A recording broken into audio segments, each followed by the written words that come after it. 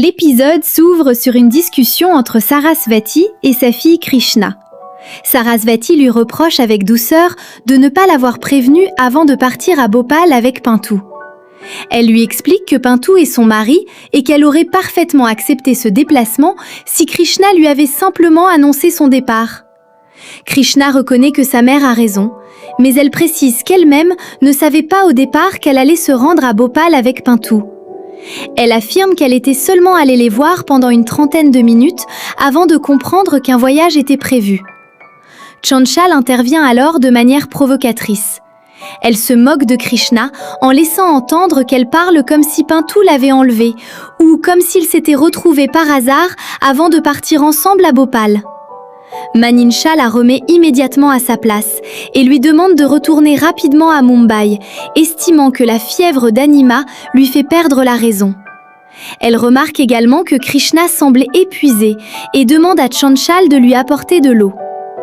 Chanchal continue pourtant ses insinuations, affirmant que Krishna et son beau-frère sont partis seuls à Bhopal et promettant que la famille leur posera bientôt des questions tellement gênantes qu'ils auront eux-mêmes besoin d'eau pour supporter la situation. Sarasvati change ensuite de sujet et demande à Krishna ce qu'il en est de l'enquête concernant son travail. Elle lui annonce que la date initialement prévue a été reportée. Après avoir parlé au commissaire, elle apprend que l'enquête aura finalement lieu dès le lendemain. Soucieuse de sa fille, elle lui demande de se laver les mains et le visage avant de venir manger, cherchant ainsi à lui apporter un peu de réconfort après toutes les tensions qu'elle traverse. Pendant ce temps, dans son bureau, Pinky est informée par un homme qu'un visiteur l'attend dehors. Occupée, elle refuse d'abord de le recevoir et dit qu'elle ne veut voir personne. Mais lorsqu'elle aperçoit Bablou à la porte, son attitude change immédiatement. Elle demande pourquoi on ne lui a pas dit plus tôt qu'il s'agissait de lui et l'invite à entrer. Elle s'excuse ensuite, expliquant qu'elle pensait qu'il s'agissait encore d'une personne venue sans rendez-vous. Bablou, embarrassé et hésitant, lui explique qu'il est désolé d'être venu directement dans son bureau, mais qu'il avait quelque chose d'important à lui dire. Pinky lui demande alors pourquoi il parle comme s'il pouvait venir la voir n'importe quand et n'importe où. Intérieurement, elle commence à espérer que Bablou soit peut-être venu accepter la proposition de mariage.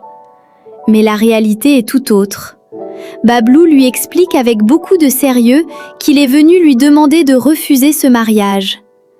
Il insiste sur le fait que cette décision serait meilleure pour son avenir que pour le sien. Selon lui, épouser un homme comme lui pourrait gâcher la vie de Pinky. Il lui rappelle qu'il est veuf et qu'il est déjà père d'un enfant. Ce qui lui est arrivé relève de son destin, mais il refuse que Pinky subisse les conséquences de son passé. Avec émotion, Bablou lui demande donc de convaincre leurs parents de renoncer à cette union. Il estime que c'est la seule manière de protéger son avenir.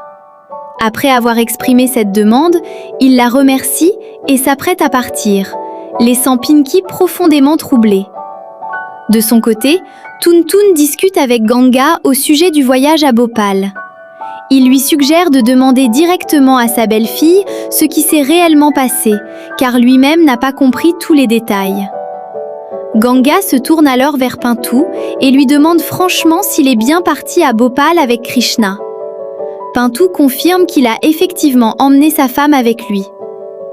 Ganga lui reproche toutefois de ne pas avoir demandé la permission avant de partir. Tuntun intervient aussitôt, affirmant qu'il aurait été très difficile d'annoncer simplement à la famille que Pintu avait emmené Krishna à Bhopal sans leur autorisation. Pintu défend fermement son épouse. Il explique qu'il était simplement parti avec sa femme et demande à sa mère pourquoi cela devrait constituer un problème. Tuntun répond alors que la situation aurait été différente si Krishna avait réellement vécu dans cette maison comme une belle-fille. Il laisse entendre qu'en entrant dans cette famille, elle aurait perdu une partie de son amour-propre et qu'elle chercherait probablement à montrer ses talents devant tout le monde. Il s'inquiète même de ce que les membres de la famille Scindia pourraient penser. Pintu refuse catégoriquement de laisser son père dénigrer Krishna. Il lui demande ce que son épouse a réellement fait pour porter atteinte à l'honneur de la famille. Toun-Toun tente alors de justifier ses craintes en expliquant que les gens ont tendance à transformer les petites choses en énormes problèmes. Pintou lui répond avec fermeté qu'une montagne ne devient une montagne que lorsqu'on décide de transformer une petite taupinière en catastrophe. Alors que la discussion continue, Pinky arrive soudainement avec sa famille. Elle salue respectueusement tout le monde. Ganga se montre très heureuse de leur visite et les invite chaleureusement à s'asseoir. Bihari explique que Pinky avait particulièrement envie de voir Sonu. Ganga demande donc à Pintou d'aller chercher l'enfant pour lui annoncer que Pinky est venu le voir. Quelques instants plus tard, Pintou revient avec Sonu. L'enfant s'approche de Pinky, qui cherche immédiatement à créer une ambiance joyeuse avec lui. Elle lui demande à quel jeu il pourrait jouer. Sonu l'invite alors dans sa chambre pour lui montrer tous ses jouets. Pinky accepte avec plaisir et part avec lui. Une fois les enfants éloignés, Toun-Toun révèle à Bihari qu'il n'a personnellement aucune objection à la relation entre Pinky et Bablou. Pintou comprend qu'il parle du mariage. Toun-Toun confirme et explique que Pinky a déjà gagné le cœur de Sonu. Il souligne que l'enfant semble très heureux avec elle et qu'il aurait également besoin d'une nouvelle mère. Pendant ce temps, Pinky discute avec Sonu dans la chambre. Elle lui annonce qu'une nouvelle mère pourrait bientôt entrer dans sa vie. Sonu lui répond tristement que sa grand-mère lui en a déjà parlé, mais qu'il ne veut pas d'une nouvelle mère. Il veut seulement conserver l'ancienne situation et surtout rester avec quelqu'un qu'il aime. Pinky tente de le rassurer en lui expliquant que les mères ne sont pas mauvaises et que, comme les amis, les personnes peuvent changer dans la vie. Elle lui fait même comprendre que Dieu peut parfois modifier les chemins familiaux. Mais Sonu insiste. Il ne veut pas simplement une nouvelle mère, il veut une amie comme Pinky. Touché par les paroles de l'enfant, Pinky lui demande alors s'il accepterait qu'elle devienne sa nouvelle mère tout en restant son amie. Sonu semble apprécier cette idée, tandis que Pinky comprend encore davantage l'attachement qui s'est créé entre eux. Peu après, Sonu revient dans le salon avec Pinky et annonce fièrement à sa famille qu'il veut une nouvelle maman, mais surtout une maman qui serait également son amie, comme Pinky. Il va même jusqu'à dire qu'il est prêt pour le mariage. Cette déclaration provoque un véritable choc. Bablou, profondément troublé par cette situation, quitte immédiatement le salon. Pintou le suit quelques instants plus tard. Tous les autres restent figés, surpris par ce qui vient de se produire. Pinky rejoint ensuite Bablou dans sa chambre. Elle lui reproche indirectement d'avoir laissé la situation évoluer alors qu'il lui avait pourtant demandé de refuser le mariage. Bablou lui rappelle qu'il était justement venu lui expliquer pourquoi elle devait renoncer à cette union. Il lui demande pourquoi elle veut volontairement gâcher son avenir alors qu'elle a encore le temps de revenir sur sa décision. Pinky lui répond avec détermination qu'elle n'agit sous la pression de personne. Elle explique qu'elle et sa famille ont longuement réfléchi et qu'ils sont arrivés à la conclusion qu'ils ne pourraient pas trouver un meilleur partenaire que Bablou. Bablou insiste néanmoins. Il lui demande de réfléchir encore, car il s'agit d'une décision qui concerne toute sa vie. Il estime qu'elle doit y penser 1000 fois avant de prendre une décision définitive. Pinky lui explique qu'elle a déjà suffisamment réfléchi. Elle avoue surtout qu'elle est désormais profondément attachée à Sonu et que l'idée de devoir quitter l'enfant lui serait insupportable. Cette confession montre à quel point son lien avec Sonu est devenu important pour elle. Plus tard, Pintou rejoint Krishna et lui révèle avec inquiétude le nouveau drame qui se prépare dans la famille. Il lui annonce que la famille envisage désormais de marier Bablou à Pinky. Krishna est stupéfaite par cette révélation. De son côté, Pinky continue de défendre son choix devant Bablou. Elle lui assure qu'elle sait parfaitement ce qu'elle fait. Elle lui rappelle même que, si lui-même pense toujours que cette décision est mauvaise ou s'il n'est pas heureux, ils peuvent encore aller ensemble refuser le mariage. Mais Pinky finit par tenir un discours particulièrement douloureux sur elle-même. Elle explique qu'elle sait qu'une fille meilleure qu'elle pourrait être trouvée pour Bablou. Elle rappelle qu'elle a déjà été rejetée 2 fois et qu'elle est même arrivée jusqu'au lieu d'un mariage sans parvenir à devenir épouse. Elle affirme que ce n'est pas la faute de Bablou, mais celle de son destin. Avec amertume, elle dévalorise également son aparté en disant qu'elle n'est belle qu'en apparence et sur les vidéos. À ce moment, Sonu arrive en appelant affectueusement Pinky.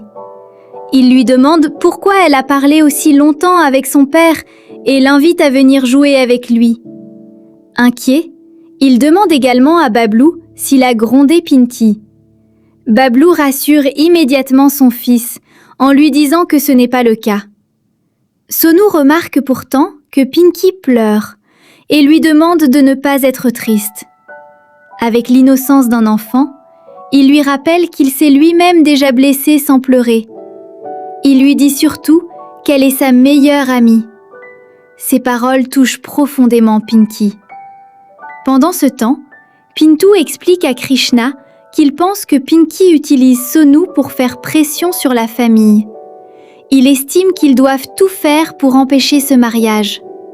Krishna partage son inquiétude et affirme qu'ils doivent empêcher Pinky de continuer ses manœuvres, car elle pourrait, selon elle, nuire à toute la famille.